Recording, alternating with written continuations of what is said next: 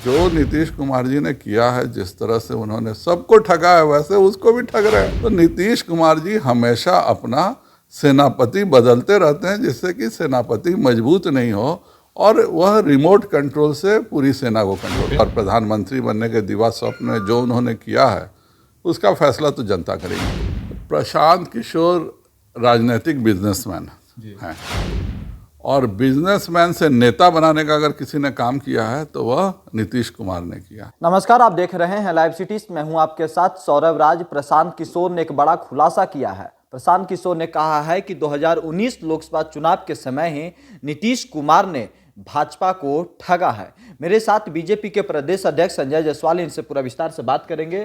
प्रशांत किशोर ने फिर से एक बड़ा बयान दिया है। उन्होंने कहा है कि 2019 में नीतीश कुमार ने भाजपा को बिना लड़े 30 सीट से 17 सीट पे ले आए थे। उस समय की राजनीतिक परिस्थितियां थी और नीतीश कुमार जी खुद 2017 में लगातार दरखास्त देके हम लोगों के साथ मिले थे कि अब जो गलती हो गई सो गलती हो गई, अब इसके बाद हमसे जीवन में कभी कभी गलती नहीं होगी और भाजपा का मेरा इतना बरसों का साथ रहा, हम कभी साथ नहीं छोड़ेंगे। और उसके बाद जब उन्होंने यह कहा कि आधा आधा हम हिस्सा कर लेते हैं, तो माननीय प्रधानमंत्री जी ने और राष्ट्रीय अध्यक्ष जी उस समय अमित भाई शाह जी ने बड़ा दिल दिखाते हुए उनको आधी सीटें दी थी। लेकिन जिसके मन में बेईमानी हो, चालबाजी हो, उसका खुलासा आज हुआ है। तो यह तो बात सही है कि हम 22 सांसद थे और एक राजनीतिक साजिश के तहत उन्होंने हमें 17 सांसद कर दिया और उसी समय वह हटना भी चाह रहे थे, लेकिन 39 सीट की जीत से नीतीश कुमार इतना घबरा गए कि इसके कारण 2020 तक मजबूरी में वो साथ रहे हैं। बाद में वह अलग होने के लिए और प्रधानमंत्री बनने के दिवा स्वप्न में जो उन्होंने किया है, उसका फैसला तो जनता करेगी। एक समय में नीतीश कुमार के काफ़ी करीबी थे प्रशांत किशोर। वो लगातार ये कह रहे हैं कि नीतीश कुमार ने भाजपा को 3 बार ठगा है, 15, 19 और फिर 22 में। यह तो अब जनता जानती है। 15 वाली के लिए उन्होंने 17 में गलती की माफ़ी मांगी थी, तो हमें भी लगा कि भाई माननीय राष्ट्रीय नेतृत्व को लगा कि जब ये लोग अपना खुद वापस आ रहे हैं तो इनको 17 में वापस ले लेना चाहिए।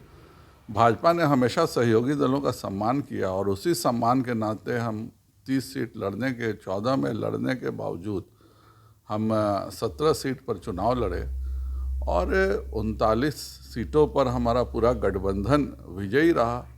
तो यह तो निश्चित तौर पे बताता है कि माननीय राष्ट्रीय अध्यक्ष जी की और प्रधानमंत्री जी की स्ट्रेटजी सही थी। उनके मन में जरूर पाप था, वो सोच रहे थे 30 से 17 ला दिए, चुनाव ये 10 जीतेंगे तो हम इनको कद छोटा कर सकते हैं। लेकिन जनता यहाँ मालिक होती है और जनता ने भरपूर साथ दिया माननीय प्रधानमंत्री जी का और अब समझ में आ रहा है उसी की मजबूरी के कारण यह 2020 में हम लोग के साथ रहे। प्रशांत किशोर लगातार बिहार घूम रहे हैं और नीतीश कुमार के खिलाफ बोल रहे हैं। क्या भाजपा की, आप लोगों की प्रशांत किशोर से कुछ बातचीत हुई है सर? इधर प्रशांत किशोर राजनीतिक बिजनेसमैन हैं और बिजनेसमैन से नेता बनाने का अगर किसी ने काम किया है तो वह नीतीश कुमार ने किया। आज वह अपना, जब उन्होंने वो उनका, जैसे नीतीश कुमार जी का ख्याल है कि वह प्रधानमंत्री बन जाएंगे, वैसे ही उनका भी ख्याल है कि हम राजनीति के बिजनेस में इतने सारे लोगों को आगे बढ़ा के मुख्यमंत्री बनाए तो हम भी बन सकते हैं। आप कह रहे हैं कि नीतीश कुमार उनको नेता बनाए, लेकिन ललन से कह रहे हैं कि प्रशांत किशोर है कौन?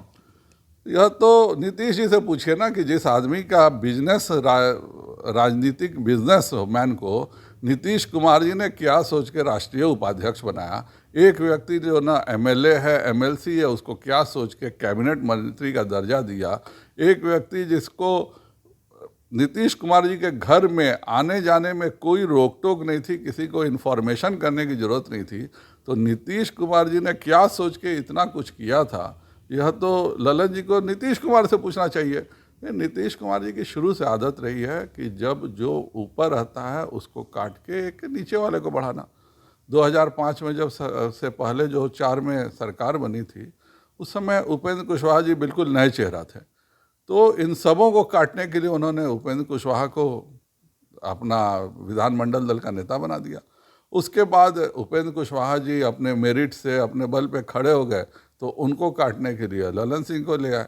फिर ललन सिंह जी को देखे कि यह इनके ज़्यादा पर निकल गए हैं, तो 2010 के चुनाव में ललन सिंह जी को ख़त्म करके आरसीपी जी को ले आए, फिर आरसीपी जी को ख़त्म करके पीके को ले आए, फिर पीके के बाद ललन जी को ले आए। तो नीतीश कुमार जी हमेशा अपना सेनापति बदलते रहते हैं, जिससे कि सेनापति मजबूत नहीं हो और वह रिमोट कंट्रोल से पूरी सेना को कंट्रोल करे। उपेंद्र कुशवाहा से लगते है बातचीत थोड़ी बढ़ गई है आपकी इधर। हम लोगों की क्यों बात होगी, वो लोग आपस में कर रहे हैं जी, आपस में वो निपटे। जो नीतीश कुमार जी ने किया है, जिस तरह से उन्होंने सबको ठगा है, वैसे उसको भी ठग रहे हैं। चलिए शुक्रिया सर, थैंक यू।